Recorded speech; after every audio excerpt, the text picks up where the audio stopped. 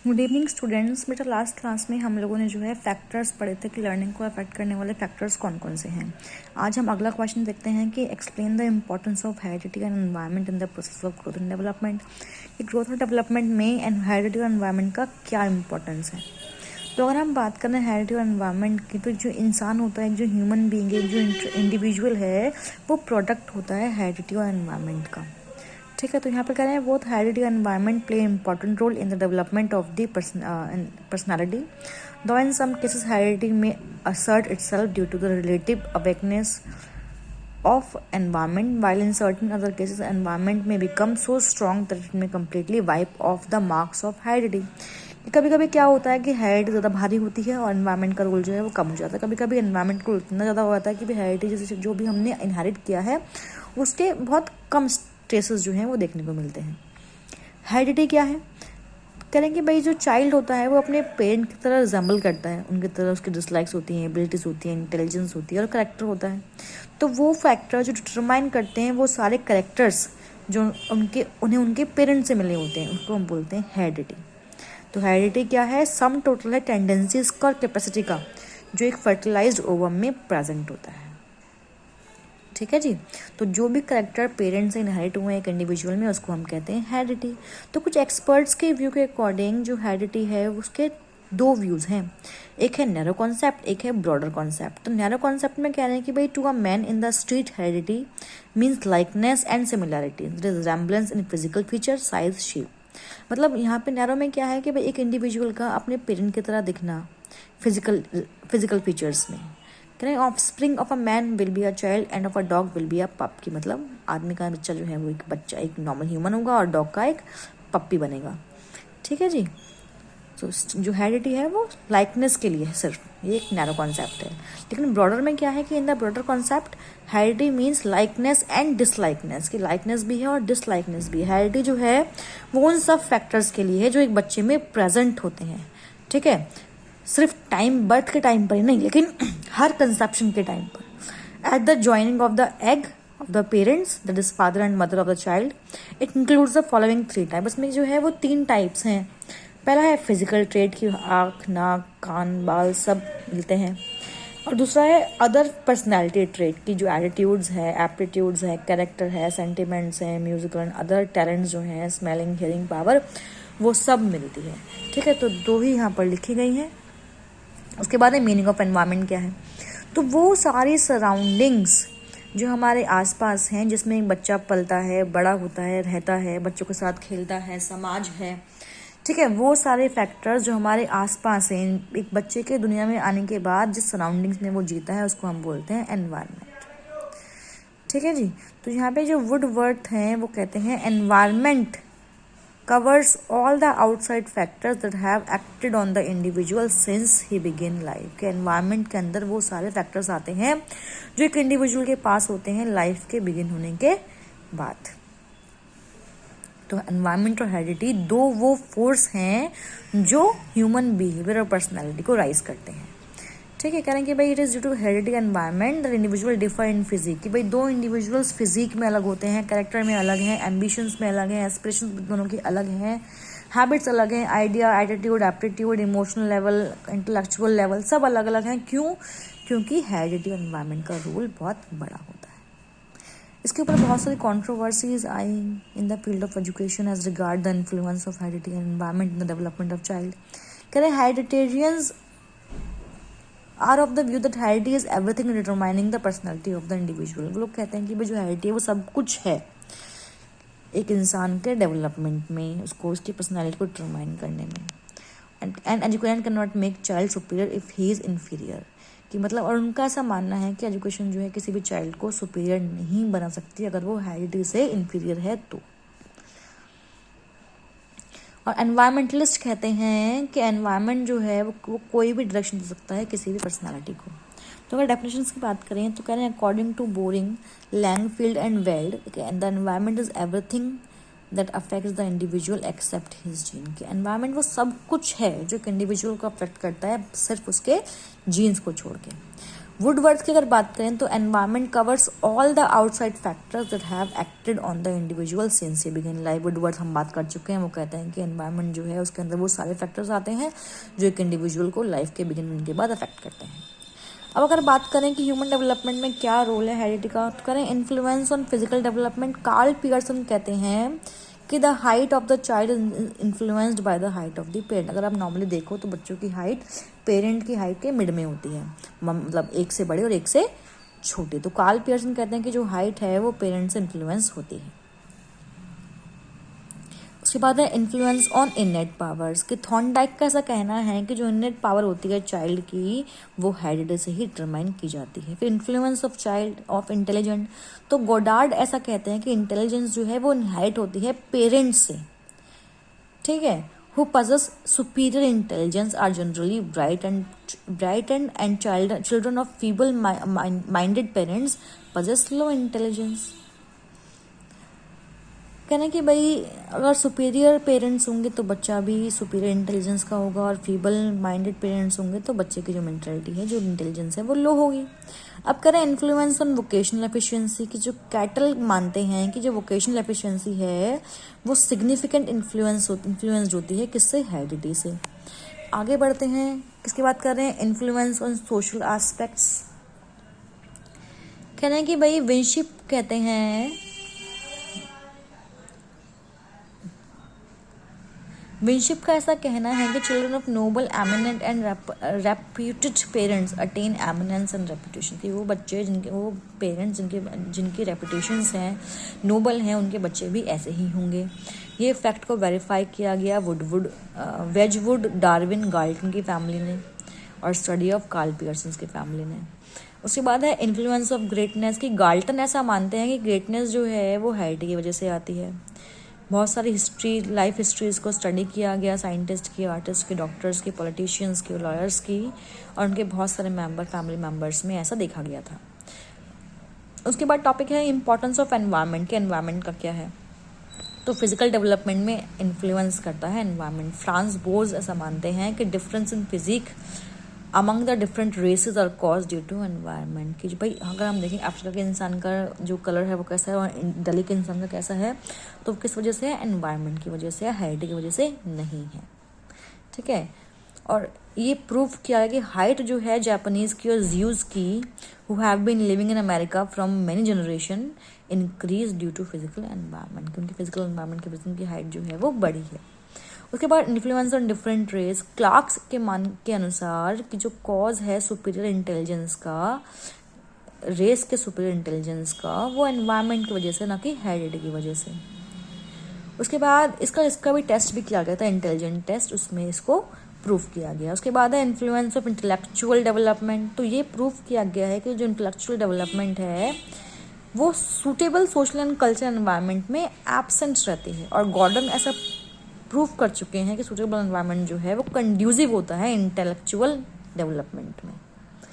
उसके बाद है टोटल पर्सनैलिटी पर इन्फ्लुएंस होना, तो जो टोटल पर्सनैलिटी है किसी भी इंडिविजुअल की वो ज़्यादा सिग्निफिकेंट होती है किससे, एनवायरनमेंट से, ना कि हेरिडिटी। तो कूले एंड बहुत सारे अदर थिंकर्स जो हैं उन्होंने ऐसा प्रूफ किया है कि जो इंडिविजुअल है वो एक ग्रेट बन सकता है by developing his personality while living in good environment, कि अच्छे एनवायरनमेंट में रहकर वो इंसान अपनी पर्सनैलिटी को एनहांस कर सकता है और अपनी जो है प्रसिद्धि प्राप्त कर सकता है।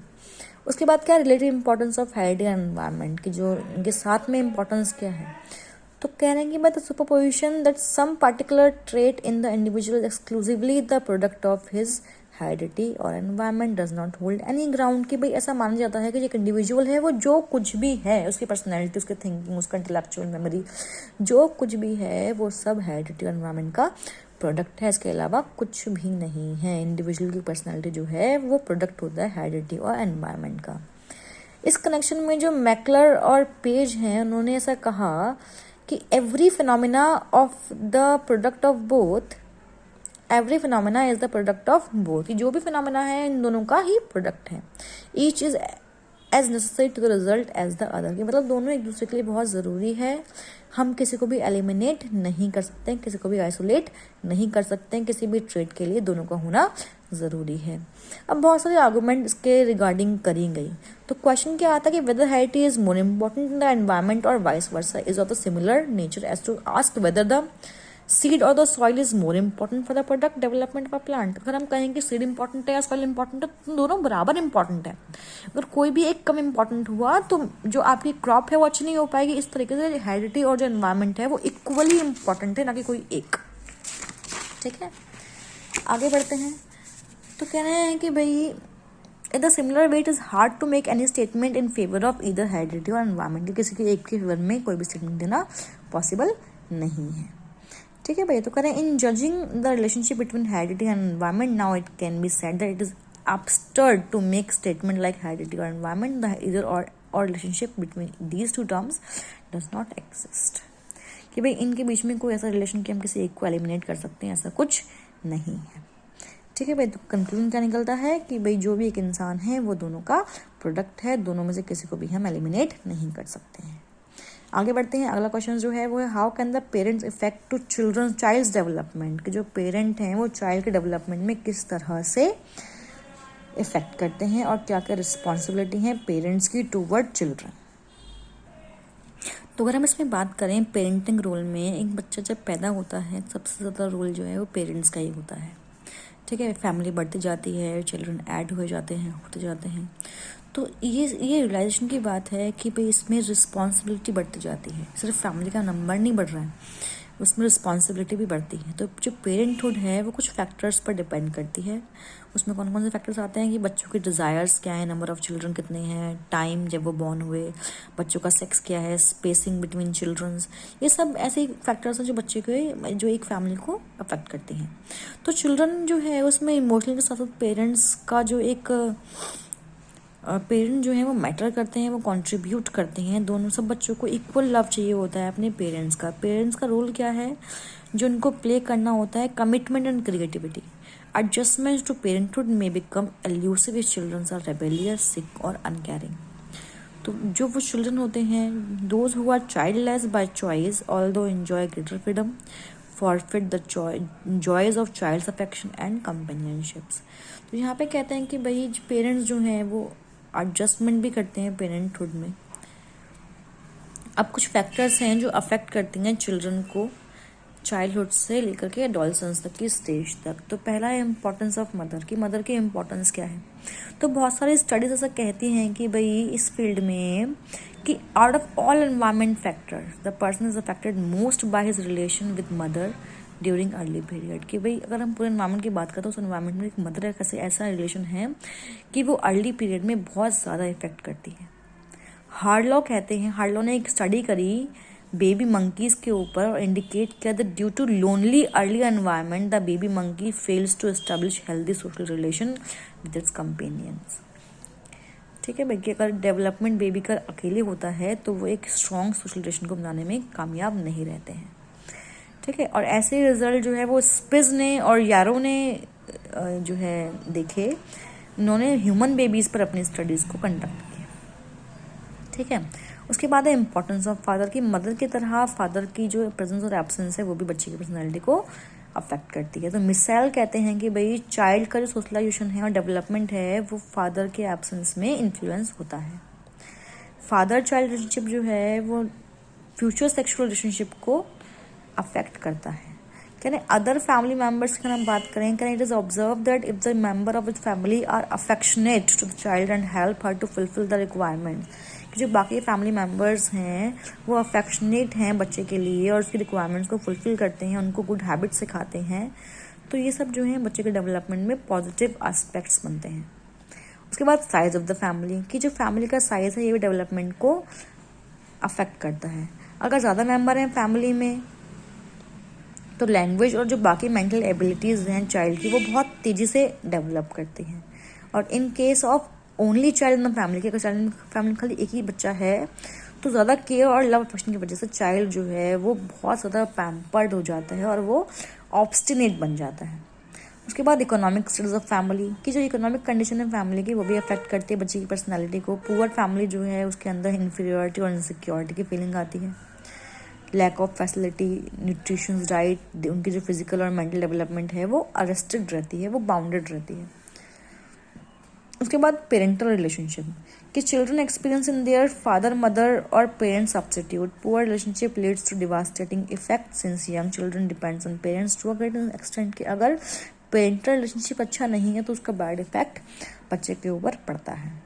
ठीक है, beside the security of the child is centred around the parents, जो सिक्योरिटी बच्चे की होती है वो पेरेंट के अराउंड ही घूमती है। पुअर रिलेशनशिप विद पेरेंट्स और देयर एब्सेंस और death can severe traumatise the young children and affect the developing personality, की अगर छोटी उम्र में ही किसी बच्चे के पेरेंट में से किसी एक की डेथ हो जाती है या एब्सेंट रहता है वो, तो बच्चे के डेवलपमेंट पर इसका बहुत असर पड़ता है। उसके बाद एडिक्शन है, कह रहे हैं अगर मदर एडिक्टेड है अल्कोहल, सिगरेट या फिर ड्रग्स से या किसी वेस्ट मटेरियल से, तो वो फीटस में भी पास ऑन होता है। Risk of irritability, low birth weight और prematurity, even stillbirth और children being born with addictions are very high, कि बच्चा जो है वो भी इन सब एडिक्शंस के साथ पैदा हो, इसके चांसेस जो हैं वो बढ़ जाते हैं। मैटरनल स्ट्रेस, कह रहे हैं कि भाई जब मदर जो है वो इमोशनल प्रॉब्लम होती है, उसको टेंशन्स होती हैं, फिर एंजाइटीज रहती है, ब्लड सप्लाई बच्चे में ठीक नहीं पहुंच पाता है, वो डाइवर्ट हो जाता है और ग्रोथ वो है वो हिंडर हो जाती है। रिजल्ट क्या होता है? प्रीमेच्योरिटी, ठीक है, स्टिल बर्थ और द चाइल्ड बीइंग इरिटेबल, ये सब प्रॉब्लम्स हो सकते हैं। अब पेरेंट्स की रिस्पॉन्सिबिलिटी क्या होती है बच्चों को लेकर? ठीक है, तो पेरेंट जो एक बच्चा जो कि हैप्पी है develops to be well adjusted person to a great extent. Parent must take responsibility for accepting the child. A key factor is happiness. They need to ensure that acceptance is perceived by the children. It is done through the following ways. बहुत तरीके हैं जिसकी वजह से जो है happiness बच्चे के अंदर आप ला सकते हैं। तो पहला है parent must accept the child, कि पेरेंट को जो है बच्चे को एक्सेप्ट करना पड़ेगा, बजाय इसकी भाई टाइम क्या है बर्थ का, बच्चे का सेक्स क्या है, वो दिखता कैसा है, स्ट्रेंथ और वीकनेस क्या है, इसके इन सब के बजाय सबसे पहले बच्चे को एक्सेप्ट पेरेंट्स को करना चाहिए। बच्चे का वेलकम करें खुले दिल से। उसके बाद पेरेंट्स जो हैं बच्चे की बेसिक नीड्स उसको प्रोवाइड कराएं, प्रॉपर फूड दें, न्यूट्रिशन दें, बच्चे को हेल्प करें, एक्सेप्टेड और जो भी उसको चाहिए वो सब दें उसको।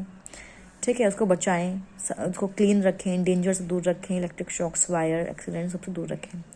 पेरेंट्स को जो है must take time out and spend with the child, कि बच्चे के साथ टाइम बिताना चाहिए, टाइम निकालें, कैसे भी निकालें। Involving the child's activities and enhancing the opportunity provided to grow and develop are important ways of extending acceptance to child, कि बच्चे की एक्टिविटी और जो भी वो काम करता है उसमें अपनी इन्वॉल्वमेंट दें।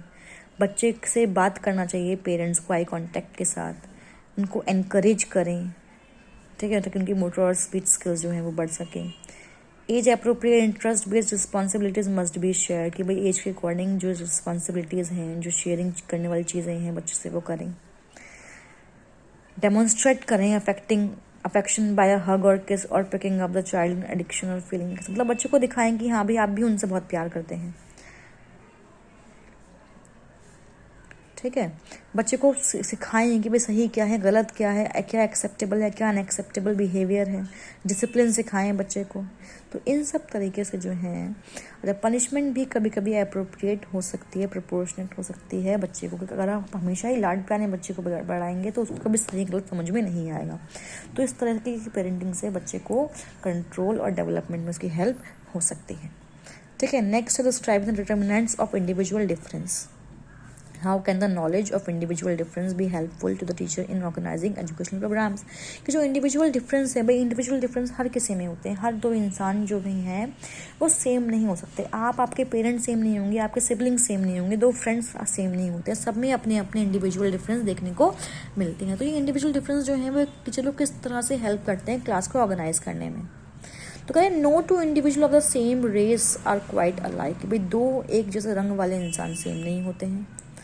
हम बहुत सारे फेसेस को कंपेयर करते हैं लेकिन फिर भी वो डिफरेंट होते हैं। तो चार्ल्स डार्विन से कहते हैं कि ऑल्दो ऑल ह्यूमन इंडिविजुअल्स में have the same kind of mental abilities and all over the same basic physiological laws, they are far from equal or identical in makeup, कि जितने भी ह्यूमन इंडिविजुअल्स हैं वो सेम तरीके के हो सकते हैं मेंटल एबिलिटीज़ में, वो सब सेम बेसिक फिजियोलॉजिकल लॉज को फॉलो करते हैं, फिर भी वो आइडेंटिकल नहीं हैं, वो बहुत अलग अलग हैं। जितने भी ह्यूमन बीइंग हैं वो सब यूनिक हैं, सबका अपना अपना कैरेक्टर्स का पैटर्न होता है, ठीक है, वो रिजेंबल जरूर करते हैं, लेकिन एक if one consider each one of his character at a time in one respect he is like the, मतलब हम किसी एक हैबिट में एक जैसे हो सकते हैं, लेकिन हमारी सारी हैबिट किसी से मिले ज़रूरी नहीं है। ठीक है, कैरेक्टरिस्टिक्स कॉमन हो सकती हैं, उनमें कैरेक्टरिस्टिक्स होती हैं लेकिन डिफरेंट भी होती हैं। ठीक है, डिफरेंट कॉम्बिनेशन आपको देखने को मिलते हैं। इंडिविजुअल्स जो हैं वो फंडामेंटल हैं, कह रहे इन पर meets our entire begin, it provides uniqueness for the self. कि कॉमन कैरेक्टर के बाद भी यूनिकनेस होती है, जो फंडामेंटल है मैन के अंदर वो यूनिकनेस प्रोवाइड करवाता है। कह रहे हैं कि भाई कॉमन क्वालिटीज़ के होने के बावजूद भी हर स्पीशीज में कोई ना कोई कैरेक्टर यूनिक आपको मिलेगा, हर इंडिविजुअल जो है वो दूसरे से डिफर करेगा।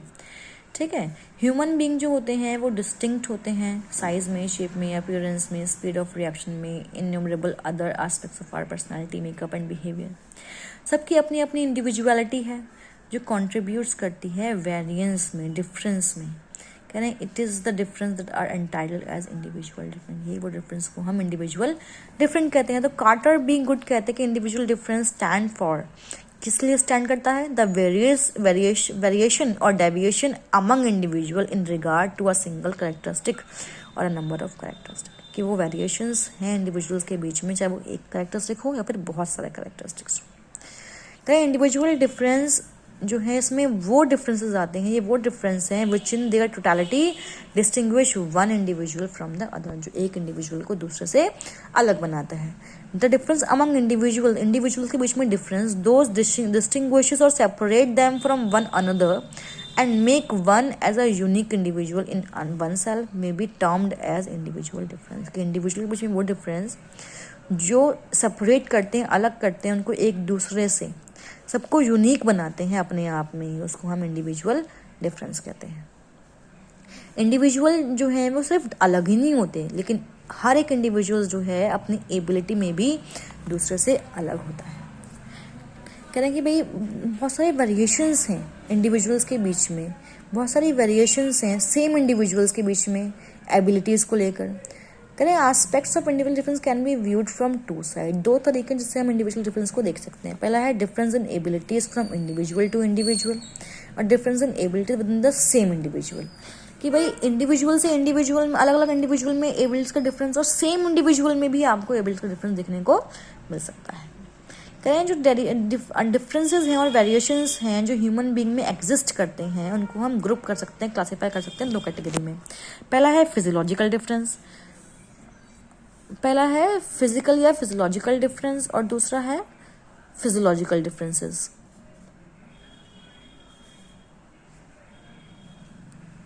पहला फिजियोलॉजिकल है, दूसरा साइकोलॉजिकल डिफरेंसेस है। कह रहे हैं कि भाई जो भी डिफरेंस इंडिविजुअल में देखने को मिलते हैं वो एट्रीब्यूटेड होते हैं वेरिएशंस की वजह से, इनहेरिटी में या फिर एनवायरनमेंट में, फिर दोनों में डिफरेंस आने की वजह से उनमें इंडिविजुअल डिफरेंस देखने को मिलते हैं। तो जो हेरिडिटी है वो पहला ऐसा करेक्टर है, क्योंकि हेरिडिटी में क्या होता है, हम अपने पेरेंट्स से अपने कैरेक्टर को इनहेरिट करते हैं, तो पहला जो डिफरेंस है वो आपको यहीं से मिल जाता है, जो आगे आपको डेवलपमेंट में वो बढ़ते जाता है, ग्रोथ और डेवलपमेंट में आपको देखने को मिलता है। कह रहे हैं कि भाई सेम एनवायरनमेंट में दो इंडिविजुअल भी एग्जैक्टली सेम नहीं हो सकते हैं, ये ट्रू कभी भी नहीं है। बर्थ के बाद जिस भी एनवायरनमेंट में वो लोग रहते हैं वो एनवायरनमेंट उनको एक अपनी आइडेंटिटी प्रोवाइड करवाता है। तो दोनों ही हेरिडिटी और एनवायरनमेंट जो है, ये हम बात पहले पढ़ चुके हैं कि दोनों ही कॉन्ट्रीब्यूट करते हैं इंडिविजुअल डिफरेंस में। उसके बाद क्या है कि हम किस तरीके से उसको इम्प्लीमेंट करें एजुकेशन के अंदर, किस तरह से हम इंडिविजुअल डिफरेंस को इम्प्लीकेट करें। तो भाई हम ये जानते हैं कि एजुकेशन है, हम एजुकेशन में जो भी हम क्राइटेरिया अपनाते हैं, हम हर बच्चे को साथ में लेके चलते हैं। तो बच्चों की कैपेबिलिटीज़, एबिलिटीज़, पर्सनालिटीज़, कैरेक्टरिस्टिक्स जो हैं वो सब रिस्पॉन्सिबल होती हैं इंडिविजुअल टेंडेंसीज को एजुकेशन के अंदर। तो करेंगे भाई individual difference in the children face daily by teacher in the classroom. भाई क्लासरूम के अंदर जो पढ़ा रहा है टीचर, उसको पता है कि मेरे बच्चों में किस तरह के डिफरेंसेस वहाँ पर हैं।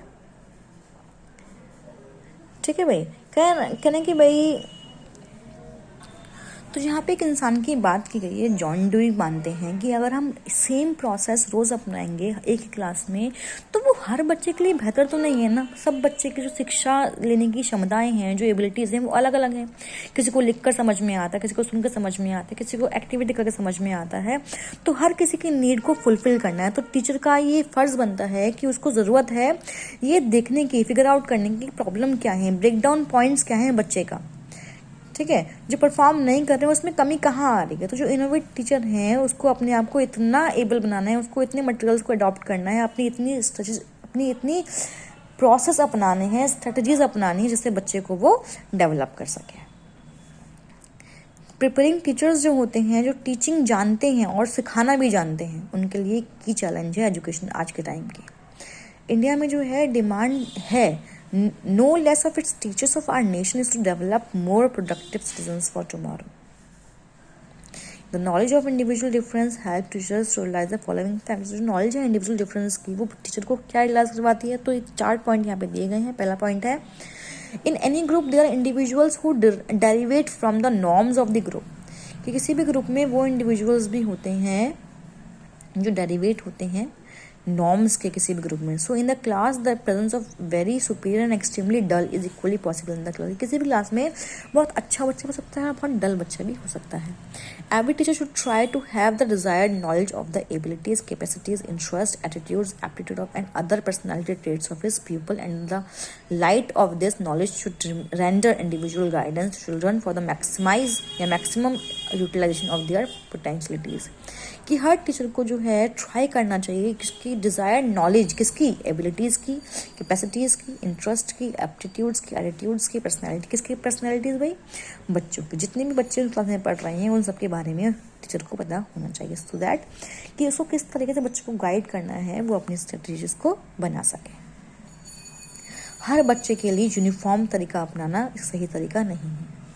ठीक है जी, कह रहे हैं कि भाई on account of their subnormal intelligence, previous background, lack of proper interest, aptitudes and attitudes, some students have अब to lag behind in some or the other area of achievements. अगर हम रोज़ का सेम यूनिफॉर्म तरीका अपनाएंगे तो शायद कोई बच्चा जो है अपने इंटरेस्ट ना होने की वजह से, अपने एप्टीट्यूड या प्रीवियस बैकग्राउंड की वजह से अपने अचीवमेंट्स को ना पा सके। तो किसी भी एक पर्टिकुलर मेथड से इंस्ट्रक्शन की हर बच्चे को बेनिफिट नहीं मिल सकता है। इसके लिए आपको रिजिड नहीं, इलास्टिक करिकुलम की ज़रूरत है। अब स्कूल या क्लासरूम में इस इंडिविजुअल डिफरेंसेस कैसे हम एकोमोडेट करें? तो पहला है proper knowledge of the individual potentialities. कि आपको जो इंडिविजुअल का डिफरेंस है, दो लोगों के बीच में डिफरेंस है, इसकी प्रॉपर नॉलेज आपको रखनी होगी। आपको आपकी क्लास के बारे में जानना होगा कि भाई कितने तरह के बच्चे हैं, उनकी क्या कैपेबिलिटीज़ हैं, क्या उनकी एबिलिटीज़ हैं, इंटरेस्ट कहाँ हैं, एप्टीट्यूड्स कहाँ हैं, बाकी पर्सनैलिटी ट्रेट्स कहाँ पर हैं। दूसरा है एबिलिटी ग्रुपिंग। कि in the light of the result derived from various tests of knowledge, individual differences in terms of individual potentialities and various dimensions, the students in the class or area of activities can be divided into homogeneous group. कि हम जो है homogeneous group में बच्चों को divide कर दें उनकी एबिलिटीज़ के अकॉर्डिंग। फिर है एडजस्टिंग द करिकुलम। करिकुलम को हम इस तरीके से एडजस्ट करें, फ्लैक्सीबल बनाएं जितना हो सकता है इंडिविजुअल डिफरेंस के अकॉर्डिंग, ताकि हर बच्चा नॉलेज को गेन कर सके। उसके बाद है adjustment the methods of teaching. कि टीचिंग के मेथड्स को आप बदलें, ना कि बच्चों को आप चेंज करेंगे। अपनी मेथड को आप इतना सूटेबल बनाएं कि हर बच्चा उससे कुछ ना कुछ सीख सके। उसके बाद है इंडिविजुअलाइजेशन। कि इस मेथड में क्या होता है, philosophy of education which primary refers to attempts to adjust education to the nature of the individual. की बच्चे के नेचर के अकॉर्डिंग आप एजुकेशन में एडजस्टमेंट करेंगे, ना कि बच्चे के अंदर। उसके बाद है अडॉप्टिंग स्पेशल प्रोग्राम्स और मेथड्स फॉर इंडिविजुअलाइजिंग इंस्ट्रक्शंस। कि आप जो है इंस्ट्रक्शंस को इंडिविजुअलाइज करने के लिए स्पेशल प्रोग्राम्स और मेथड्स को अडॉप्ट करें ताकि बच्चे को सीखने में आसानी हो। ठीक है जी, तो करें the approach of teacher towards people will be more positive if he recognize and accepts the facts of individual difference. कि भाई एक टीचर के लिए बच्चों के तरफ या बच्चों के लिए चीज़ें करना आसान हो जाता है अगर वो इस बात को एक्सेप्ट कर ले कि इंडिविजुअल डिफरेंस कुछ है और बहुत मैटर करता है। ठीक है, can all that teacher can do is to provide opportunities for learning practice. जो एक टीचर जो कर सकता है वो क्या कि बच्चे को आप अपॉर्चुनिटीज़ दें लर्निंग करने के लिए, इंडिविजुअल डिफरेंस को समझें, और बहुत सारे प्रोग्राम, ऐसे प्रोग्राम्स को आप डिवाइस करें जिससे बच्चा बेटर रिजल्ट आपको दे सकता है। तो प्रोग्राम को प्लान किया सकता है स्कूल के अंदर इंडिविजुअल इंस्ट्रक्शंस में, विंटर का plan, Morrison plan, Decroly plan, Dalton plan, project method या कॉन्ट्रैक्ट प्लान करके एक्टिविटी प्रोग्राम कर दो, कोई सेलिब्रेशन करो, प्रोग्राम इंस्ट्रक्शंस या diagnostic and remedial teaching, enrichment of curriculum. ये 12 प्लान हैं इस तरीके के, जिससे एक बच्चे को आप बेहतर तरीके से उनके इंडिविजुअल डिफरेंस के साथ एक्सेप्ट करके एक उनकी लर्निंग को बेहतर आप कर सकते हैं। ठीक है, सबसे जो बेहतर तरीका है वो उसके अंदर है डायग्नोस्टिक एंड रेमेडियल टीचिंग की। पहले आप बच्चे की कमियों को पहचानते हैं कि बच्चे में कमी कहाँ है, और उसके बाद उसकी कमियों को दूर करके उसे एक बेहतर डेवलपमेंट की तरफ अग्रसर करते हैं। ठीक है, करिकुलम आपका एनरिच्ड हो, बच्चे के हिसाब से हो। करिकुलम आपका बच्चे के हिसाब से होगा, बच्चे आपका करिकुलम के हिसाब से नहीं हो सकता है। उसे आप प्रोजेक्ट मेथड दो, इंडिविजुअल इंस्ट्रक्शंस आप दे सकते हो, एक्टिविटी कराओ बच्चों से, क्योंकि बच्चा जो है वो करने के बाद बेहतर तरीके से सीख सकता है। तो आज आप ये 3 टॉपिक खत्म कर लेंगे। अगले टॉपिक हम कल पढ़ेंगे, what do you mean by aptitude, की एप्टीट्यूड से आप क्या समझते हैं। ओके।